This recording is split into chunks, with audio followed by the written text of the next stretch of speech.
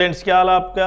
आशा करता हूं अच्छे होंगे। 2026 में अब जो टारगेट कर रहा है SSC, CGL, CHSL, MTS, CPO, जो भी एग्जाम्स है उनके लिए सबसे बेस्ट होगा। क्यों?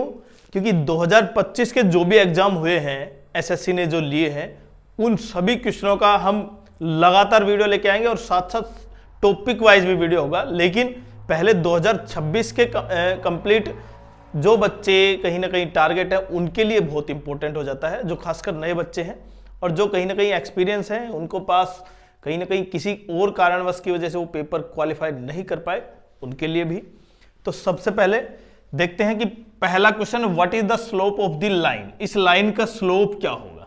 देखिए, स्लोप ऑफ द लाइन होता है y equal to m x plus c, ये फॉर्म होता है, ठीक है।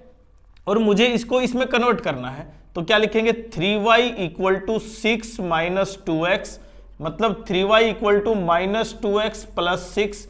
अब ये डिवाइड कर देते हैं 3 से, तो देखिए यहां पर 3 हो गया, तो मेरे साथ इसका स्लोप कितना आएगा, -2/3। तो इसकी वैल्यू कौन सी होगी भाई, -2/3। तो ये हो गया मेरे पास इसका स्लोप।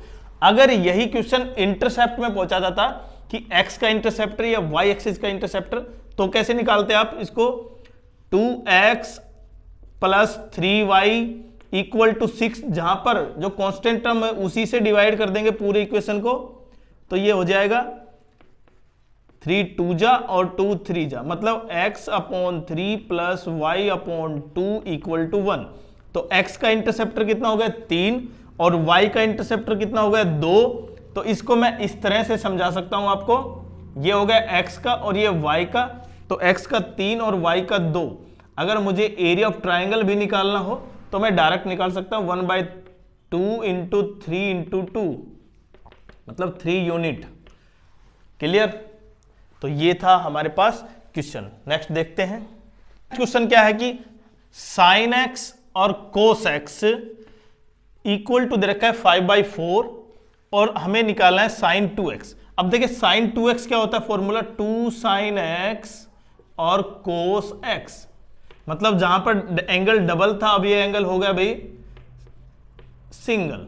तो आपको ये वैल्यू चाहिए। जब मेरे पास इस तरह का फॉर्मूला है तो मैं इसको स्क्वेयरिंग बोथ साइड कर सकता हूं भाई।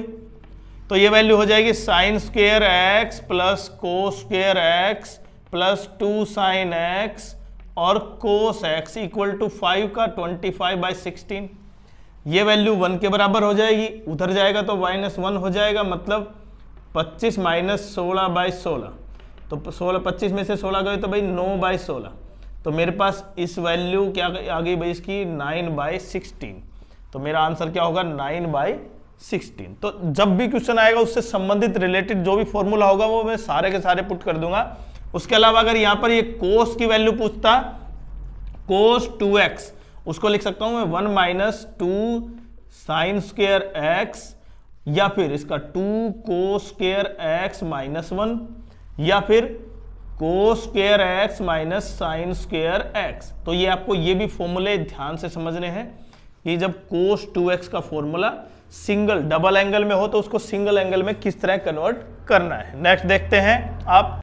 अब नेक्स्ट क्वेश्चन है कि height of A cone triple, मतलब उसकी हाइट को 3 गुना बढ़ा दिया और रेडियस को क्या कर दिया, हाफ कर दिया, तो वॉल्यूम में क्या चेंज आया। अब आपको पता है कि वॉल्यूम ऑफ कोन क्या होता है, 1/3 पाई r स्क्वायर h। ये इसकी ओरिजिनल वॉल्यूम थी और इसमें चेंज करने के बाद हमने क्या किया, 1/3 पाई, इसकी रेडियस को हाफ कर दिया, r/2 का स्क्वायर कर दिया, और h कितनी होगी, 3 टाइम्स, ठीक है, ये 3h लिख देता हूं मैं। अब इसकी वैल्यू क्या होगी, देखिए यहां पर 1/3 पाई, ये हो गया r²/4 इंटू 3h।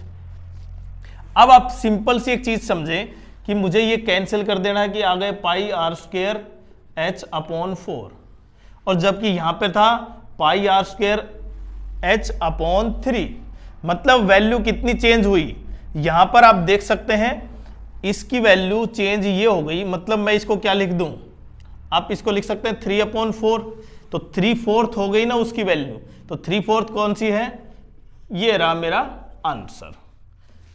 क्लियर? अच्छे ढंग से समझ में आया। नेक्स्ट देखते हैं। अब क्वेश्चन है कि एक ट्रेन है 150 मीटर लंबी लेंथ उसकी 150 है और वो क्रॉस करती है प्लेटफॉर्म को 350 मीटर के प्लेटफॉर्म को। तो आपको याद है, अगर नहीं पता तो बिल्कुल ध्यान से समझे, जब भी ट्रेन होगी या दूसरी ट्रेन हो, दोनों की लेंथ को ऐड करना है। ट्रेन हो या फिर एक प्लेटफॉर्म हो तो भी दोनों की डिस्टेंस को, लेंथ को ऐड करना है। तो ऐड कर दिया, टोटल लेंथ कितनी होगी 150 प्लस 350, इसका मतलब कितनी होगी 500 मीटर। ये क्या होगी, इसकी लेंथ हो गई टोटल। और उसकी टाइम कितना लिया उसने, टाइम 40 सेकेंड, 40 सेकेंड है भाई, 40 सेकेंड। तो हमारे पास स्पीड का फॉर्मूला होता है डिस्टेंस अपॉन टाइम, तो 50 अपॉन 40, 500 अपॉन 40, तो ये हो गया 50 अपॉन 4 मतलब 25 अपॉन 2। अब ये क्या है, मीटर पर सेकंड है, तो मुझे क्या निकालना है ये किलोमीटर में, तो मुझे क्या कर देना है 18/5, तो मल्टीप्लाई कर देंगे 9, 5 से 5, तो ये होगी 45 किलोमीटर पर हावर। तो आपका आंसर क्या हो गया भाई 45 किलोमीटर पर हावर। तो ये था बहुत ही अच्छे से आप क्वेश्चन को किस तरह सोल्व करते हैं। अगर ये दो ट्रेनें होती, अगर दोनों एक ही डायरेक्शन में जाती तो स्पीड क्या हो जाती, माइनस हो जाती। अगर दोनों अपोजिट डायरेक्शन में जा रही हैं तो स्पीड क्या हो जाती, प्लस हो जाती। दोनों की लेंथ तो तब भी ऐड होगी। क्लियर, नेक्स्ट देखते हैं। अब नेक्स्ट क्वेश्चन है कि भाई ए की वैल्यू दे रखी है 0.02, बी की वैल्यू 0.03 और सी की वैल्यू 0.05, और यहां पर ये मेंशन भी है कि a प्लस बी प्लस सी किसके बराबर है, 0 है। अगर ये a प्लस बी प्लस सी नहीं भी दिया तब भी आप चेक करें कि a plus b plus c की वैल्यू अगर 0 है, a plus b plus c की वैल्यू अगर 0 है तो a cube plus B cube plus C cube minus 3abc किसके बराबर होता है भाई, a plus b plus c into a square plus b square plus c square minus a b minus b c minus c, ये formula होता है। लेकिन इसकी वैल्यू अगर यहां पर ये 0 हो गया तो पूरी टर्म 0, मतलब मैं a cube plus B cube plus C cube की वैल्यू किसके बराबर रख सकता हूं, 3abc। तो यहां पर इसकी जगह क्या आ जाएगा 3abc, तो 3abc डिवाइड बाय 3abc कितना होगा, मतलब 3abc divide by 3abc which is equal to 1। तो मेरा ऑप्शन क्या होगा भाई, B1। नेक्स्ट देखते हैं। नेक्स्ट क्वेश्चन है कि sector of circle has angle 60 radian, 60 degree. ये रेडियन नहीं है भाई, ये क्या है 60 डिग्री है। मैं इसको हटा देता हूं यहां से, ये डिग्री में है और उसकी रेडियस कितनी है 8, और दूसरा सेक्टर है उसी सेम सर्कल का जिसके एंगल कितना है, सेंटर एंगल π/3 रेडियन। तो मुझे क्या निकालना, दोनों का रेशियो निकालना। देखिए एरिया ऑफ सेक्टर क्या होता है πr² θ/360। अब यहां पे आप देखिए डिग्री में जो वैल्यू है वो कितनी है 60 डिग्री, और दूसरा रेडियन में है, और रेडियन टू डिग्री कन्वर्ट कैसे करेंगे, कैसे करते हैं, π/3 जो रेडियन में है उसको कन्वर्ट कर लेंगे 180/π। ये फॉर्मूला होता है 180/π, तो 3 से डिवाइड करेंगे तो कितना आएगा 60 डिग्री आएगा। तो इसका मतलब वो भी सेम हो गया, सेम टू सेम, रेडियस दोनों की सेम ही है, तो दोनों का एरिया भी कितना आएगा 1:1। ये रहा आपके पास सवाल। लेकिन अगर क्वेश्चन दूसरा मिलता है कि यहाँ पे लेंथ ऑफ आर्क दे रखी हो, ये length of arc, length of arc का फॉर्मूला होता है 2πr θ/360, और लेंथ ऑफ आर्क दे रखा है और थीटा दे रखा है, या रेडियस दे रखी है, थीटा नहीं दे रखा, तो आप इसको फॉर्मूला एरिया ऑफ सेक्टर क्या होता है 1/2 L इंटू आर, L का मतलब लेंथ ऑफ आर्क, ये आपको याद रखना है। नेक्स्ट देखते हैं। सर्कल है, इंस्क्राइब है एक राइट ट्राइंगल में, तो राइट ट्राइंगल ऐसी है और उसके अंदर क्या है भाई, एक सर्कल है, और हमें इसकी रेडियस निकालनी है। तो देखिए ये अगर r है तो ये भी r होगी, तो इसका मतलब ये क्या बन गया, स्क्वायर बन गया। तो अगर मैं ये लेंथ या ये लेंथ निकाल लेता हूं तो मेरे पास आंसर आ जाएगा टेंजेंट के बेसिस पर। अगर एक ये लेंथ 8 है, ये टोटल कितनी है 6 है, ये टोटल कितनी है भाई 8। तो ये पाइथागोरस से मेरी इसके पास वैल्यू कितनी आ जाएगी, 10 आ जाएगी।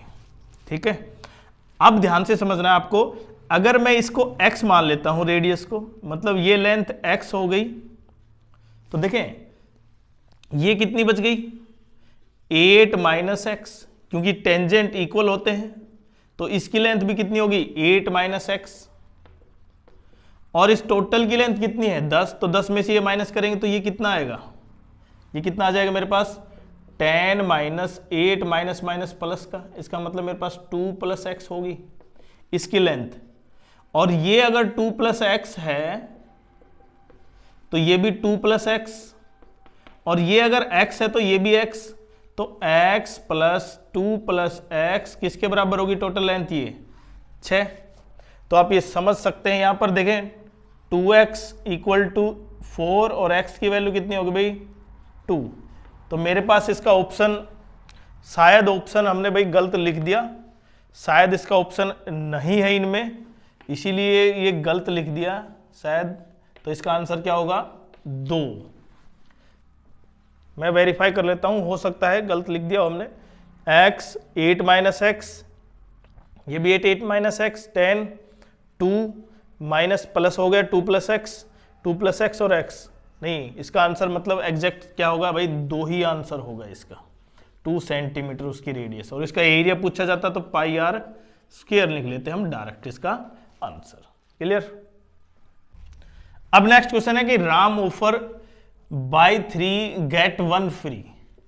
भाई 3 शर्ट बेचता है और उसके साथ 1 फ्री देता है, तो वो सिंगल डिस्काउंट कितना परसेंट होगा, अगर वो काउंट करते हैं सिंगल डिस्काउंट में तो उसकी वैल्यू कितनी होगी। इसका मतलब उसने कितनी बेची 4 और फ्री कितनी दी 1, तो इसका मतलब उसकी 1/4 क्या हो गया, उस पर क्या हो गया वैल्यू, उसकी परसेंटेज में डिस्काउंट हो गया। तो 1/4 को क्या लिख लेंगे हम 100% इक्वल टू 25%। तो ये मेरे पास इसका आ गया डिस्काउंट, सिंगल डिस्काउंट 25%। नेक्स्ट देखते हैं। नेक्स्ट क्वेश्चन है कि √12 प्लस 6 √3 ये किसके बराबर है भाई p प्लस क्यू। तो मुझे किसकी वैल्यू निकालनी है 3p की वैल्यू निकालनी है। तो आपको ये पहचानना है कि किसका फॉर्मूला है, मतलब a प्लस बी का होल स्क्वायर किसका है। तो मैं इसको लिख सकता हूं, ये आप इससे पहचान पाएंगे 2ab इक्वल टू 6 √3। तो ये कितना हो गया 3 √3, इसका मतलब दोनों की मल्टीप्लाई, a की वैल्यू कितनी होगी 3 और b की वैल्यू √3। तो यहां पर मैं इसको लिख सकता हूं क्या 3 प्लस √3 होल स्क्वायर का रूट। तो ये तो कैंसिल हो गया, तो मेरे पास 3 प्लस √3 किसके बराबर आ गया p प्लस क्यू, और p की वैल्यू कितनी आ गई मेरे पास 3, तो मुझे 3p निकालना है, तो 3p इज इक्वल टू 9। तो मेरा आंसर क्या होगा भाई इसका ऑप्शन बी 9। क्वेश्चन है कि 10,000 रुपए 2 अलग अलग भाग में दिए और पहले पर रेट ऑफ इंटरेस्ट कितनी है 7% और दूसरे पर है 12%, और टोटल एनुअल इंटरेस्ट कितना प्राप्त हुआ उसे 900 रुपए। तो हमें यह बताना है कि 12% पर या 7% पर कितना सम दिया होगा। तो देखें इसका तरीका क्या है, वो बेसिक्स करें आप, इसको डायरेक्ट रेशियो या एलिगेशन वाले फॉर्मूले से कर सकते हैं। सिंपल सा आप ये निकालें 10,000 का कितना परसेंट 900 है, मतलब 900 इंटू 100 अपॉन 10,000। तो मेरे पास वैल्यू कितनी आ गई इसका 9% आ गया। ठीक है, आपको 9% पता चल गया। अब आप इसको लिखें 7 12 9, ये कितना बच गया 2 और ये कितने बच गए भाई 3। इसका मतलब 3:2 से क्या हुआ वो डिवाइड करना है, 3:2, इसका मतलब टोटल कितने हो गए 5। 1000 को 5 से करेंगे तो इसका मतलब 2000 आ गया, तो 2000 को 3 से मल्टीप्लाई कर लेंगे 6000। इसका मतलब 7% पर कितना रुपए दिया गया 6000, और 12% पर कितना रुपए दिया गया 4000 रुपए। तो ये आप एलिगेशन से डायरेक्ट निकाल सकते हैं। अगर यहां पर सम दिया है तो आप उसकी परसेंटेज वैल्यू निकाल लें, ये कितना परसेंटेज का है। नेक्स्ट देखते हैं। देखिए अब जो नेक्स्ट क्वेश्चन है इसमें आपको कैलकुलेशन कुछ ज्यादा ही करनी है। देखिए a³ प्लस b³ का फॉर्मूला होता है a plus B into a² plus b² plus ab। तो यहां पर फॉर्मूला अगर मैं ये यूज कर दूं इसके बराबर होगा a प्लस बी का होल क्यूब माइनस प्लस था तो इसलिए ये क्या होगा भाई, इधर था value A cube plus B cube plus 3ab into A plus B equal to A plus B का होल क्यूब। तो जब मुझे इसकी वैल्यू निकालनी है तो ये दोनों जाएंगे तो माइनस के हो जाएंगे 3ab into A plus B. तो यहाँ पर ये कितना होगा 5 का 125, ये माइनस कितना होगा, इसकी वैल्यू 6 और इसकी वैल्यू 5, 6 5 30, 30 30 90। तो ये 125 में से 90 गए तो कितना बचे हमारे पास 35। तो 35 हो गया मेरे पास इसकी वैल्यू। तो 35 का स्क्वायर माइनस 9 इंटू 36 इंटू यहाँ पे वैल्यू कितनी आएगी, यहाँ पे a प्लस बी का होल स्क्वायर किसके बराबर होगा, a square plus b square square, इसका मतलब 5 का स्क्वायर 25 इंटू 25।